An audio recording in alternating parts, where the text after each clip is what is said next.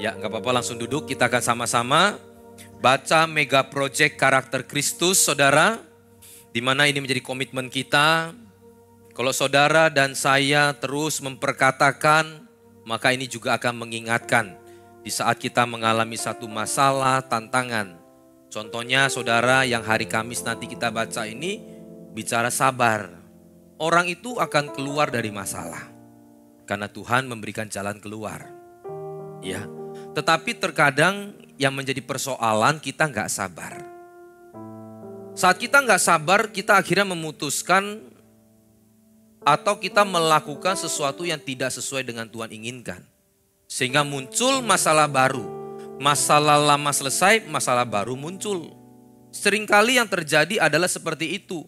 Itu pun terjadi kepada Abraham.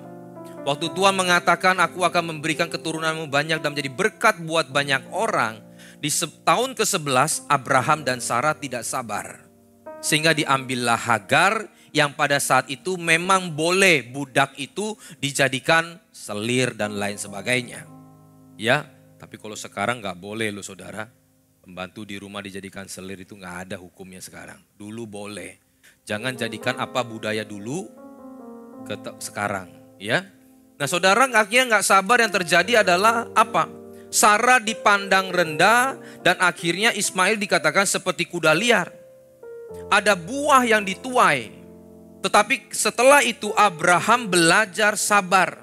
Makanya ada firman Tuhan yang mengatakan di dalam perjanjian baru dikatakan, karena Abraham sabar, maka ia menerima janji Tuhan. Yang kedua, dia sabar 14 tahun. Tuhan buat ekstra 3 tahun untuk melihat kesabarannya. Oleh karena itu saudara, kalau kita mengatakan apakah kita pasti keluar dari masalah, pasti ada. Bahkan kalau kita katakan gak ada jalan keluarnya, Tuhan akan buat jalan. Karena Tuhan yang mencipta. Manusia mencipta itu saudara dari apa yang ada dia buat. Pencipta mobil, pencipta segala sesuatu. Ada bahan bakunya. Tapi waktu Tuhan menjadikan langit dan bumi dan seisinya, itu dikatakan dari apa yang tidak ada menjadi ada. Nah kalau hari ini kita mengalami masalah, saudara mungkin melihat ada satu jalan. Tapi jalan itu akhirnya terkunci. Jalan itu gak bisa, kayaknya putus harapan. Saya mau katakan kalau kita ikut Tuhan, Tuhan akan buat jalan. Satu ketika, kemarin saya juga barusan ngobrol sama si Clyde.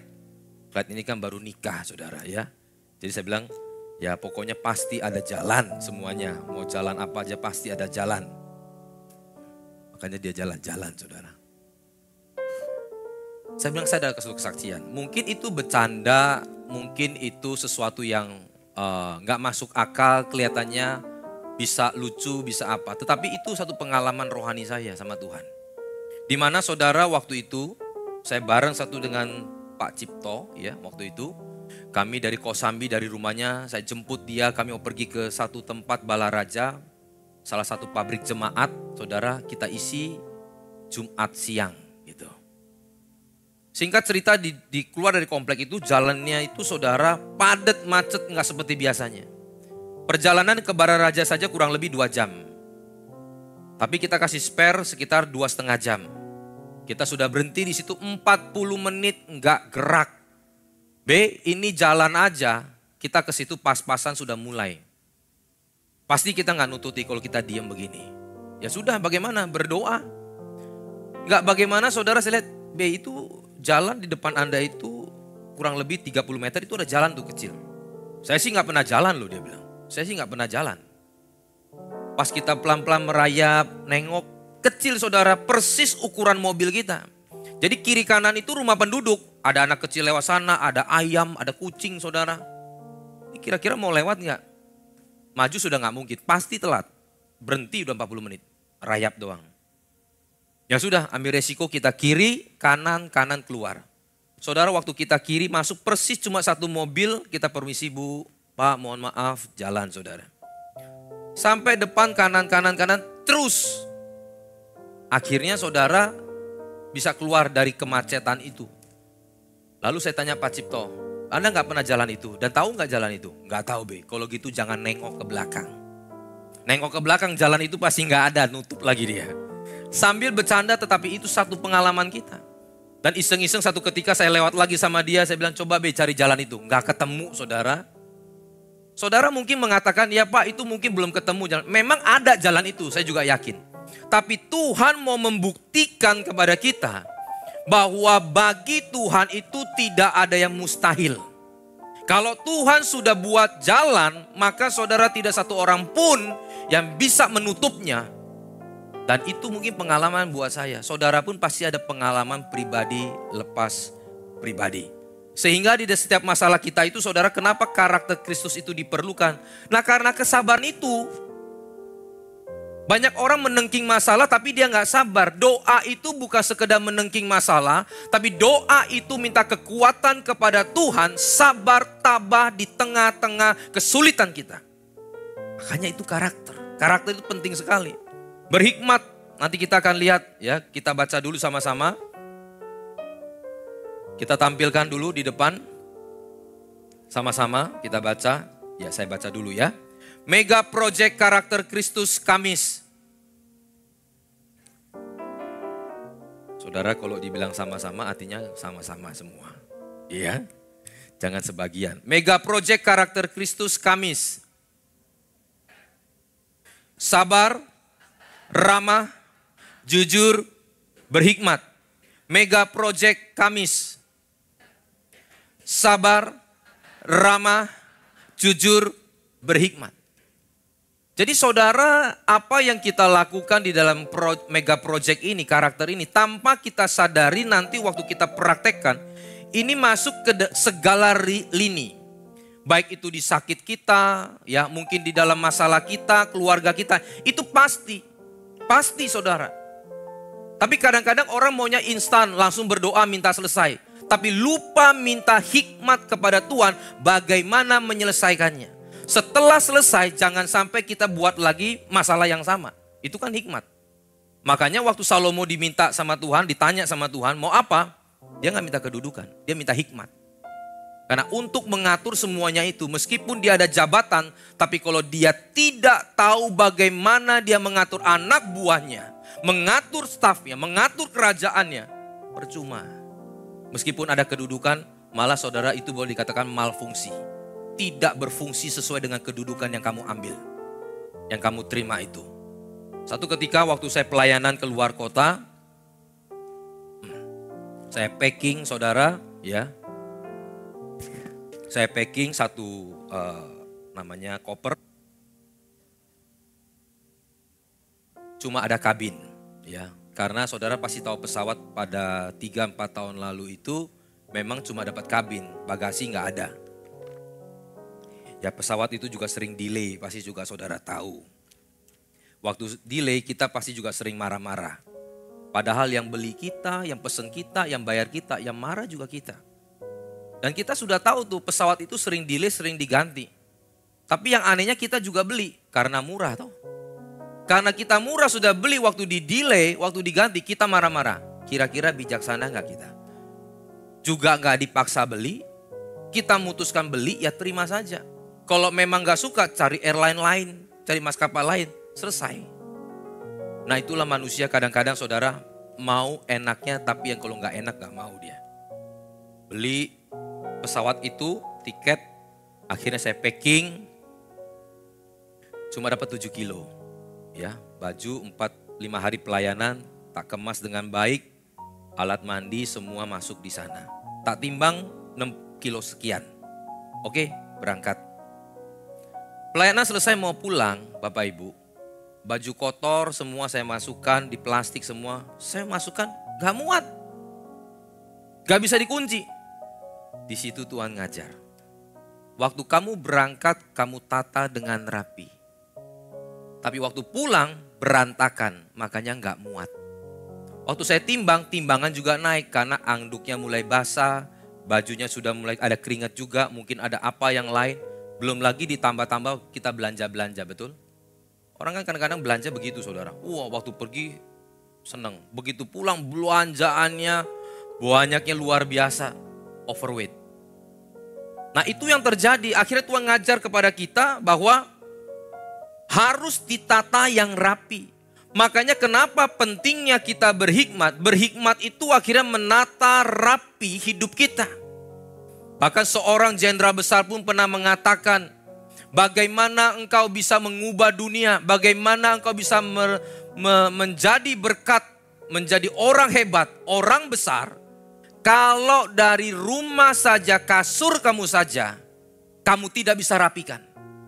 Makanya kalau dia yang ngomong kepada kopral-kopralnya, saudara, syarat pertama di sini adalah setiap pagi bersihkan, rapikan kasurmu. Dan jenderal ini sampai dia masa tua pun dia tetap lakukan. Apakah dia nggak bisa bayar pembantu? Terlalu bisa. Apakah dia nggak punya staf ajudan? Banyak, saudara. Tapi kenapa dia tetap melakukan? Karena dia mau melatih, mendisiplinkan hidupnya. Nah, sekali lagi, apakah karakter itu nggak penting? Penting sekali, saudara. Makanya hari ini saya mau mengangkat satu tema, yaitu Fear God to Fearless seri yang kedua. Fear God itu adalah takut akan Tuhan. Makanya akan menghilangkan ketakutan. Ketakutan, kekhawatiran itu selalu bicara masa depan. Orang takut masa depannya bagaimana, keluar dari masalah bagaimana. Itu saudara akan hilang kalau saat kita takut akan Tuhan. Nah, takut akan Tuhan ini adalah melibatkan Tuhan di dalam kehidupan kita. Apakah melibatkan Tuhan itu cukup kita berdoa? Melibatkan Tuhan juga harus mempunyai karakter Kristus di dalam hidup kita. Itu namanya melibatkan Tuhan.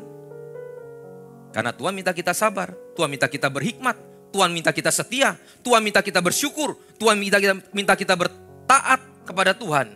Artinya melibatkan Tuhan, kita harus punya yang namanya karakter Kristus.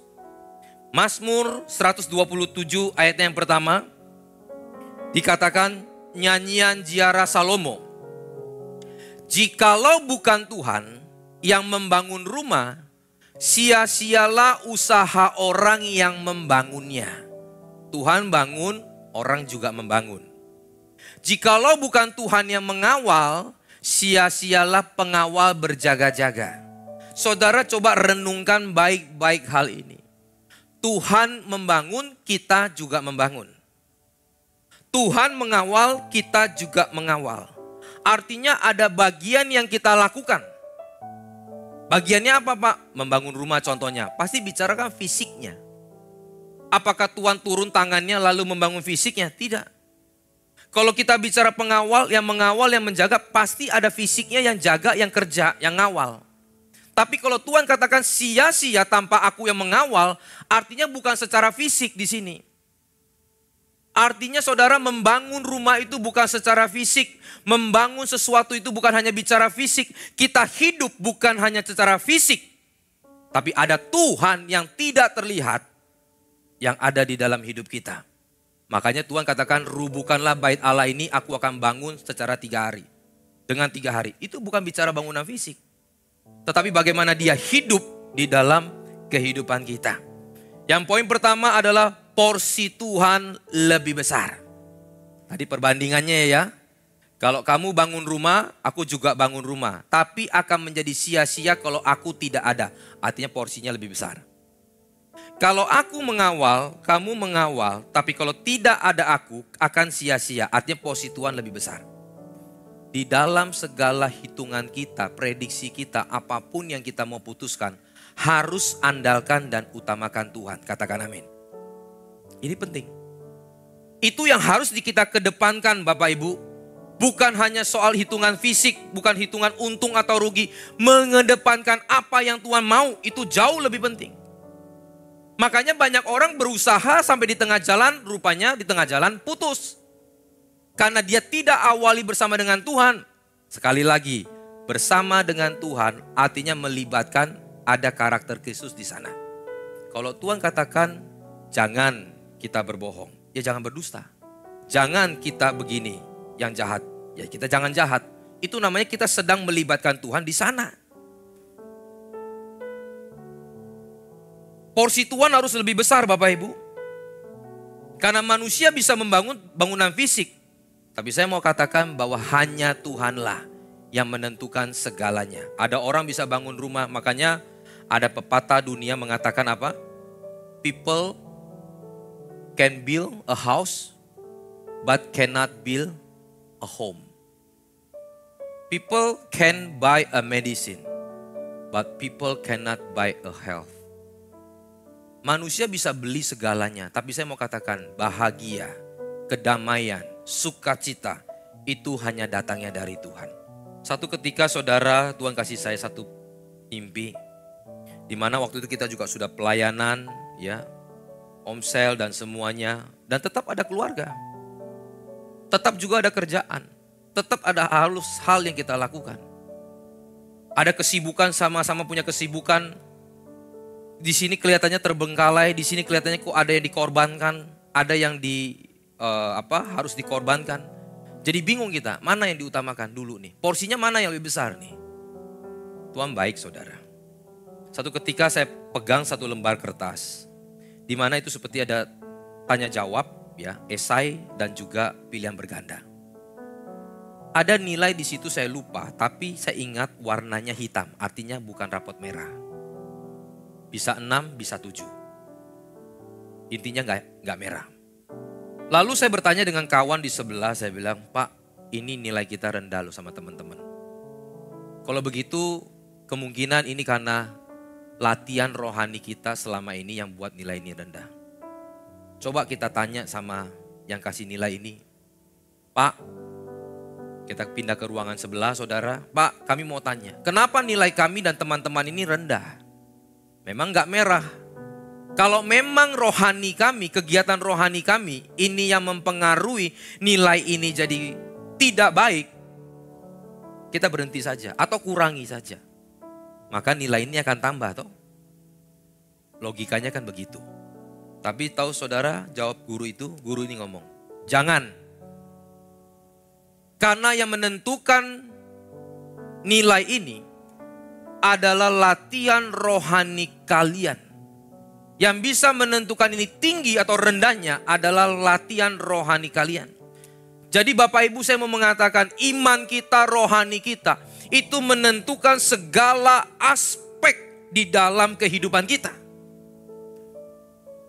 Enggak juga Pak, enggak juga saat kita baik-baik saja. Nanti kalau lagi enggak baik-baik saja, saudara, kita bukan pesimis, tapi namanya tubuh yang fana, dunia yang begitu bergejolak. Tuhan sudah katakan tidak sedang baik-baik saja. Saya bukan pesimis, saya optimis dengan iman. Tapi saya pegang firman Tuhan. Firman Tuhan sudah katakan bahwa bumi dan langit ini akan digantikan bumi dan langit baru. Jadi yang kita harus optimis dengan iman kita, bahwa kita tetap akan naik. Kita akan tetap teguh di tengah-tengah kesulitan. Apapun juga saudara. Saudara mungkin mengatakan, Pak, saya baik-baik dalam ekonomi, kesehatan kita. Pak, saya baik dalam kesehatan, keluarga kita. Pak, keluarga saya baik, ekonomi kita. Pak, baik-baik saja semua. Puji Tuhan kalau semua baik-baik. Puji Tuhan saya mau katakan semua baik-baik. Kita nggak mengharapkan sesuatu yang jelek. Tapi nyatanya ada apa tidak? Saudara, kita harus punya teologi dan ajaran yang baik dan yang benar. Yang sehat. Kalau enggak saudara, ini akan menghancurkan kita. Nanti kita akan lihat ujinya. Firman Tuhan sudah ngomong. Bangunan itu sama-sama dibangun, indahnya, besarnya. Nilainya sama. Sama-sama dibangun. Tidak akan terlihat mana yang kuat, mana yang tahan uji. Sampai badai gelombang masalah itu datang. Baru kita tahu. Yang dibawanya itu batu karang atau yang dibawanya itu pasir. Yang batu karang, yaitu firman Tuhan, dibangun di atas firman Tuhan, dia akan tetap kokoh berdiri. Tapi yang dibangun di atas dasar pasir, itu akan runtuh dan hancur. Oleh karena itu saya mau katakan, teologi ajaran itu sangat mempengaruhi hidup kita. Karena itu mempengaruhi iman kita. Saudara lihat sekarang kasus bunuh diri tren lagi. Dulu 3-4 tahun tren, sekarang tren lagi. Dulu dalam 1 tahun artis Korea puluhan bunuh diri. Apa kurangnya mereka? Sekarang kemarin tanggal 16, One Direction, betul?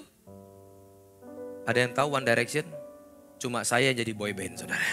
Ya. Itu boy band yang dibuat saat American Idol sama Simon. Beberapa itu pesertanya dari Idol itu. Dan sukses dan berhasil. 16 Oktober lalu saudara boleh lihat. Lompat dari gedung ketiga. Namanya Liam Payne. Liam Payne. Kurangnya apa? Oh Bapak nggak tahu dia dalamnya. Saya nggak tahu memang. Saya nggak tahu. Tapi yang saya tahu iman itu mempengaruhi. Itu yang saya tahu. Bapak nggak tahu kesulitan. Saya nggak tahu kesulitannya. Saya juga punya kesulitan. You juga nggak tahu kesulitan saya. Iman yang mempengaruhi. Di Surabaya 2 orang anak muda lompat. Saudara sudah pasti tahu itu. Karena hanya putus cinta semua ini lompat meninggal. Jangankan saudara di universitas yang punya istilahnya itu punya bobot saja. Seperti kepolisian, kedokteran dan semuanya. Di situ terjadi pembulian dan semuanya terjadi yang namanya bunuh diri dan stres. Kalau kita nggak memperlengkapi anak-anak kita mau memperlengkapi dia apa? Dengan halusinasi. Dengan bukan fakta. Dengan yang namanya iman yang tidak sehat tadi yang saya ngomong. Waktu saya ke Jakarta, saya komsel onsite, Bapak Ibu.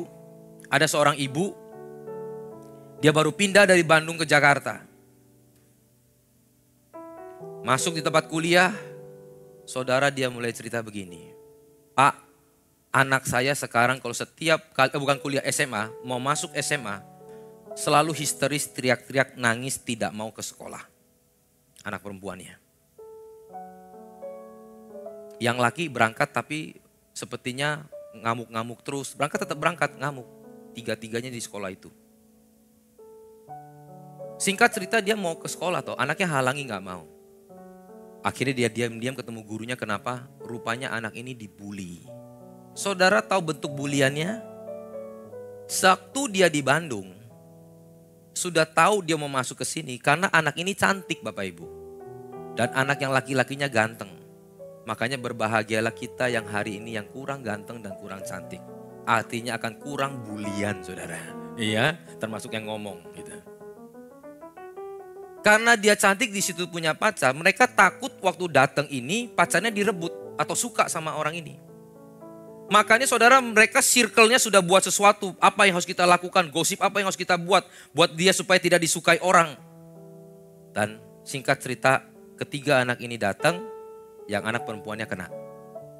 Stres luar biasa dan akhirnya saudara masuk ke psikiater, dilayani dan sebagainya, disembuhkan, tapi tetap nggak sembuh, tidak bisa berubah.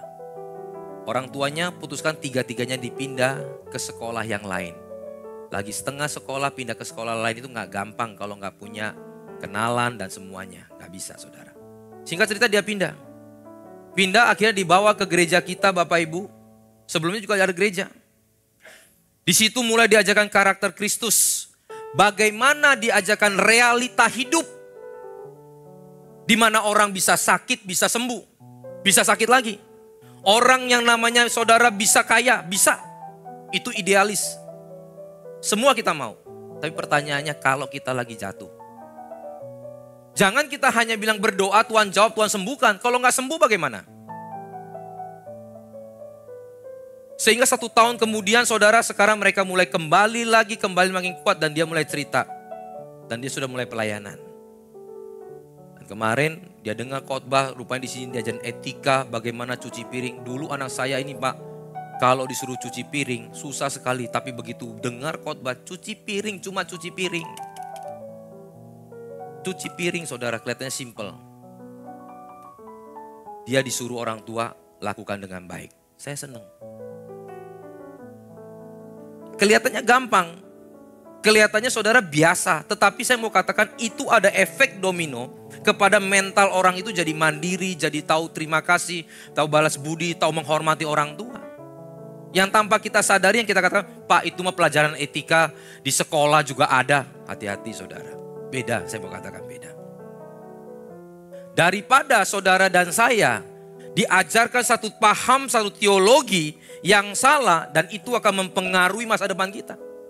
Dan saudara tahu ini terjadi bukan hanya di kalangan orang luar, tapi orang Kristen bahkan seorang hamba Tuhan pun, anak-anaknya pun bisa salah kalau punya paham teologi yang salah.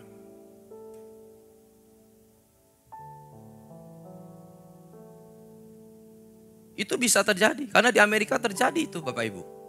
Seorang anak bunuh diri. Dia tulis ke surat kepada orang tuanya. Dear Father, Dear God, Dear my church. Maaf saya mengakhiri hidup saya. Karena saya gak berkenan dan gak layak di hadapan Tuhan. Saya gak bisa hidup baik. Kelihatannya bagus toh. Tetapi dia punya paham yang salah. Dia mengandalkan kekuatannya sendiri. Bukan mengandalkan Tuhan. Saya mau kasih contoh-contoh banyak Bapak Ibu. Kami ngobrol di Beslon sebelah sama salah satu teman kita.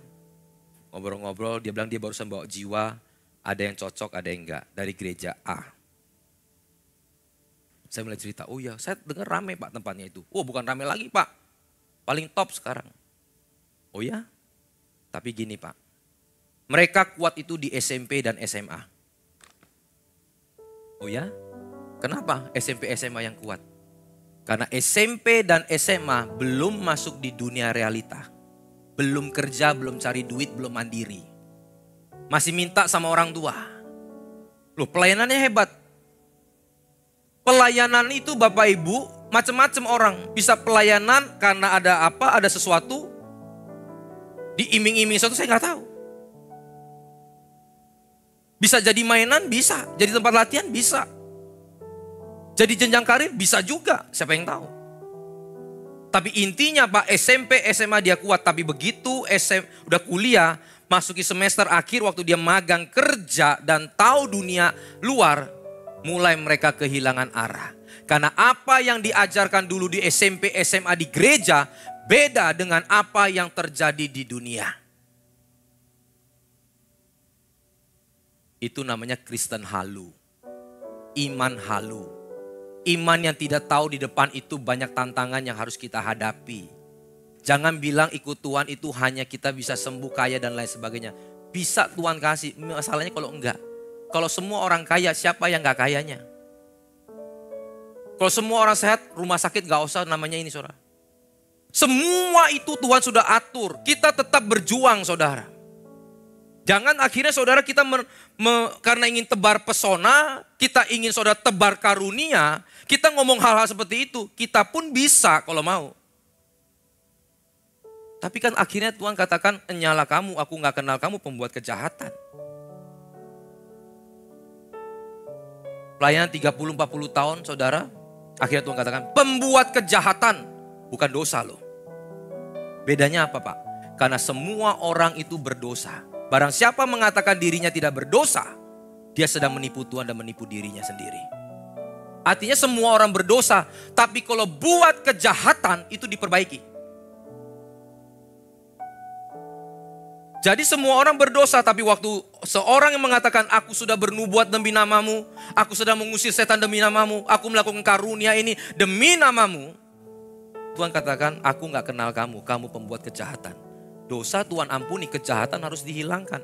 Kejahatan harus dibasmi, apalagi yang ada di dalam hati kita. Gak bisa sakit. Siapa yang gak bisa sakit? Semua orang bisa sakit. Bahkan ada istilah saudara mungkin pasti pernah dengar. Kalau kita lagi sakit, jangan doakan orang. Nanti sakit kamu impartasi ke dia. Kalau kamu lagi ada masalah ekonomi, jangan kamu doa, nanti ini akan lari ke dia. Dosa yang di dalam seperti berzina, betul itu jangan. Saya katakan. Apalagi belum bertobat, apalagi masih main di situ, jangan. Tapi kalau orang lagi sakit, Ayub contohnya, lagi bangkrut toh. Tapi Tuhan tunjukkan langsung kepada 3 temannya yang punya paham teologi kemakmuran. Waktu dia mau memberi persembahan kepada Tuhan, aku gak mau terima persembahanmu karena punya paham salah. Kabur ke Ayub. Minta dia yang korbankan, baru aku mendengarkan. Tuhan langsung praktekkan, pakai si Ayub. Ayub orang benar tapi terjadi satu kehidupannya. Sakit dan masalah. Saudara pasti pernah dengar itu, jangan sampai terimpartasi. Satu ketika saya seorang hamba Tuhan kalau ngomong begitu. Aduh, Tuhan vonis saya. Sakit paru-paru. Saya tetap mesti melayani. Tapi saya terlanjur meludah. Meludah di proyek, meludah di luar, saudara boleh jilat kembali. Karena di dunia seperti itu. Tapi kalau sudah meludah di gereja, kalau kita jilat kembali, kita orang dunia. Makanya jangan mengobarkan, memberitakan firman yang bukan dari Alkitab. Gak semua dikobarkan. Saudara tahu Paulus doakan Eutikus jatuh karena lagi khotbah dia tidur, betul? Mati saudara. Didoakan sama Paulus bangkit. Paulus punya mata sakit sampai dia mati gak sembuh. Rasul dipakai Tuhan luar biasa. Besar pengaruhnya di dalam Alkitab. Elisa yang menyembuhkan Naaman, kusta. Dia mati apa? Karena sakit. Itu kebenaran realita yang harus kita alami. Tetapi di tengah-tengah kita sakit, kita ngalamin masalah, tetap kita memuliakan Tuhan. Paulus ngomong di tengah-tengah kelemahanku, kuasa Tuhan nyata. Tuhan mengizinkan ini juga sampai aku jangan sampai tinggi hati. Aku dipakai Tuhan luar biasa, jangan sampai aku sombong bahwa kesembuhan apa yang aku lakukan, diriku yang lakukan. Makanya penyakit ini sampai dia mati gak sembuh, gak apa-apa. Karena Tuhan katakan lebih baik kamu masuk ke surga kehilangan sebagian tubuhmu daripada kamu masuk ke neraka dengan tubuh yang utuh. Itu kebenaran. Tapi kalau saya sudah telanjur saudara meludah seperti itu, saya pakai bahasa sehari-hari, maaf ya. Saya sakit satu ketika paru-paru saya. Doa saya sudah terlanjur ngomong. Saya gak mau ngomong. Karena kalau saya ngomong, sudah telanjur ngomong. Kebenaran adalah kebenaran. Tidak bisa diputar balik.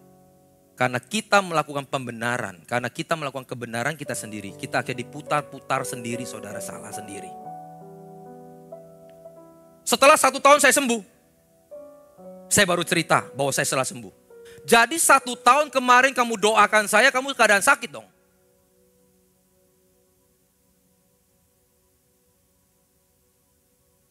Kita sedang berdusta, kita sedang menipu. Pak, untuk kebaikan. Halo. Tuhan untuk menyembuhkan orang lain, Tuhan gak perlu kita. Tuhan gak perlu kita, Tuhan mau sembuhkan, Tuhan sembuhkan. Gak perlu, kalau kamu berkata seperti itu untuk menyembuhkan, kamu artinya berpikir bahwa kamu yang menyembuhkan. Makanya ada orang nyewa kursi roda, tempat tidur, rumah sakit dibawa katanya untuk supaya iman yang sakit itu sembuh. Tuhan tidak akan melakukan kejahatan penipuan untuk kebaikan dan kebenarannya. Tidak ada. Setelah 1 tahun saya sembuh, saya doakan, terbukti kan? Saya mau tanya, saya bisa sakit lagi paru-paru saya? Terlalu bisa. Bukan saya pesimis. Justru saya tahu saya orang yang lemah, yang perlu Tuhan. Saya manusia yang lemah. Saya bukan manusia yang sombong yang bisa menyembuhkan orang. Hanya Tuhan yang bisa menyembuhkan. Mau tebar pesona apa Bapak Ibu? Mau tebar pesona apa? Kenyataan itu semua harus kita hadapi. Nah makanya yang seperti ini anak-anak gak mengerti. Apa yang terjadi di realiti hidup ke depannya itu seperti apa. Bahwa orang itu bisa sakit, orang itu bisa salah, orang itu bisa jatuh bangkrut. Tapi bagaimana kita menghadapinya bersama dengan Tuhan. Tuhan itu baik, betul kita tahu Tuhan itu baik. Tuhan juga adil. Tuhan itu saudara mulia, Tuhan itu juga berdaulat. Kita harus tahu, paham tentang itu. Ini mohon maaf saudara, mohon maaf sekali. 20 tahun yang lalu. Kenapa saya gak masuk Kristen? Memang Kristen itu adalah pilihan, saya percaya. Tapi waktu saya lihat ajarannya seperti itu, mohon maaf ya, muak saudara. Kenapa? Karena saya tahu papa saya ngajar lebih bagus. Saya tahu teman-teman papa saya kalau datang ngomong lebih bagus. Orang-orang tua kan kalau ngomong punya filsafat bagus-bagus saudara. Bagus-bagus. Jadi begitu saya percaya Tuhan, saya belum di gereja best tuh. Masuk di gereja lain, percaya Tuhan, selamat. Akhirnya kalau yang itu yang di ngomong gereja saja, saya terima Yesusnya sebagai juru selamat, tapi saya belajar di luar untuk bagaimana saya menjadi orang hidup di dunia ini. Tapi nyatanya saya salah. Itu oknum, itu teologi sebagian, bahkan ada teologi yang keliru, yang salah. Begitu saya tahu firman Tuhan saudara, maksudnya diajar, belajar saudara, Pak Fengki bukakan melalui STT dan semuanya. Bahwa saya tahu bahwa apa yang diajarkan dunia itu jauh. Yang ini KW. Kalau kita lihat telaah lebih dalam lagi, itu tidak ada kebenarannya. Dan saya menemukan itu di dalam firman Tuhan. Yang kedua, di dalam Mazmur 127 ayat yang kedua. Mazmur 127 ayat yang kedua. Sia-sialah kamu bangun pagi-pagi dan duduk-duduk sampai jauh malam. Dan makan roti yang diperoleh dengan susah payah. Sebab ia memberikannya kepada yang dicintainya pada waktu tidur. Ini bukan ngajar kita supaya tidur terus Tuhan berkati. Salah. Makanya kalau kita melihat sesuatu yang bukan karakter Tuhan. Saudara baca Alkitab harus tahu spiritnya, karakternya. Masakah dunia saja mengajarkan kita jadi rajin, harus kerja yang baik. Masa Tuhan ngajarin kita malas? Itu aja sudah gampang. Artinya ada sesuatu yang harus kita temukan, maksud saya itu. Apa maksudnya? Makanya jangan lari dari konteks, baca ayat sebelumnya. Ayat yang pertama sudah dijelaskan bahwa kita harus mengandalkan Tuhan. Tuhan yang menentukan segalanya. Sia-sialah kalau Tuhan tidak mengawal dan membangunnya. Itu yang harus menjadi pengawal kita membaca di ayat yang kedua. Sehingga Tuhan buat perbandingan. Meskipun kamu pagi-pagi sudah bangun, sudah duduk, ya, sudah kerja. Saya mau katakan kalau kamu tidak sertakan Tuhan, orang tidur saja Tuhan bisa kasih berkat loh. Artinya kalau orang tidur saja Tuhan bisa kasih berkat, apalagi kamu orang yang bangun, kamu yang kerja, kamu pasti bisa diberkati oleh Tuhan asal kamu mengandalkan Tuhan. Ngelihatnya tuh begitu. Ngelihatnya tuh begitu. Saudara mohon maaf itu sering terjadi orang seperti itu. Baca ayat saudara langsung, saya mau katakan kepada Bapak Ibu ya. Tuhan itu, kalau kita dekat Tuhan, Tuhan tidak akan buat kita tidak kekurangan. Tuhan akan buat kita namanya dengan bilur-bilurnya kita disembuhkan. Tuhan akan buat kita berlimpah-limpah. Seperti itu. Kalau saudara satu ketika belajar, Tuhan katakan tidak akan buat kekurangan, itu bicara bahwa firman Tuhan akan terus kasih. Engkau akan baring di rumput yang hijau dan air yang tenang, itu bicara firman Tuhan yang akan diberikan kepada domba. Tapi bayangkan orang ngalarikannya kemana. Kamu akan terima mujizat berlimpah-limpah. Limpah-limpah apa? Limpah-limpah uang. Limpah-limpah itu sesuatu yang tidak bisa diukur dengan fisik, itu namanya limpah. Artinya rohani yang berlimpah-limpah. Kalau kamu ketok, kamu ketuk, kamu cari, kamu dapat. Baca di bawahnya itu tulisnya Roh Kudus. Kalau Tuhan katakan kamu tetap naik, tidak pernah turun, akan menjadi ekor. Saudara baca itu berkat dan kutuk. Saudara Tuhan sedang terangkan. Kembali lagi di atasnya, Tuhan yang memberi, ikutilah perintahnya. Karena begini Bapak Ibu, saya tuh tidak percaya kalau Alkitab Tuhan kita yang punya itu. Ngajar kita tuh seperti itu. Makanya setiap ada kalimat dari seseorang yang keluar, terkesannya kok ajarannya lebih rendah daripada ajaran dunia. Tuh saya cari tahu. Rupanya yang rendah itu bukan firman Tuhannya, yang rendahnya itu kitanya. Pikiran kitanya itu loh yang rendah. Itu yang mengakibatkan akhirnya kita merendahkan Alkitab. Merendahkan kekristenan, itu yang bahaya. Makanya tadi saya katakan, muak di situ. Padahal tidak sama sekali. Saudara boleh cari, boleh baik. Satu ketika ngomong sama Pak Daud atau sama teman-teman yang lain. Cari satu ayat yang bawa kita itu kepada hal fisik.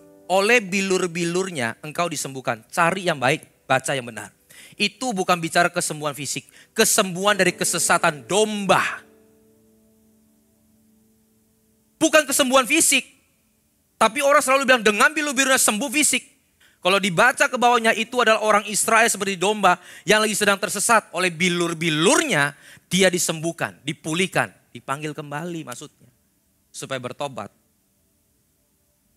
Tapi kita yang malah gak bertobat. Menafsirkan hal tersebut. Dengan hal sedemikian.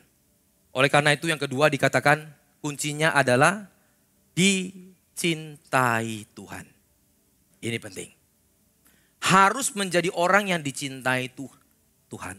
Pak, Tuhan apakah pernah membuat dia tidak cinta kepada kita? Tidak. Sejahat apapun tetap kita dicintai. Tapi waktu sejahat itu, kamu sedang jauh dari Tuhan. Itu harus pahamnya benar. Apakah karena kita berdosa akhirnya Tuhan menjauhi kita, Tuhan tidak mencintai kita? Tidak. Tuhan tetap mencintai kita, tapi Dia tetap juga benci kepada dosa dan kejahatan kita. Saya kasih satu kisah aja ya supaya kita bisa menangkap. Bapak dan si bungsu saling mencintai karena ada di rumah yang sama. Ini yang diharapkan. Bapaknya mencintai dia sampai satu ketika anaknya mencintai dunia. Dia minta harta, dia mau pesta pora di situ. Dia sudah tidak mencintai bapaknya. Rupanya apa? Bapaknya belum mati sudah minta waris, padahal nggak boleh. Karena dia terpikat dengan dunia, dia sudah mulai tidak mencintai bapaknya. Bapaknya tetap mencintai. Karena maksa terus, okelah bagianmu memang tak kasih. Dia pergi. Ini kan bukti dia tidak mencintai. Bapaknya tetap mencintai loh, tetap menunggu.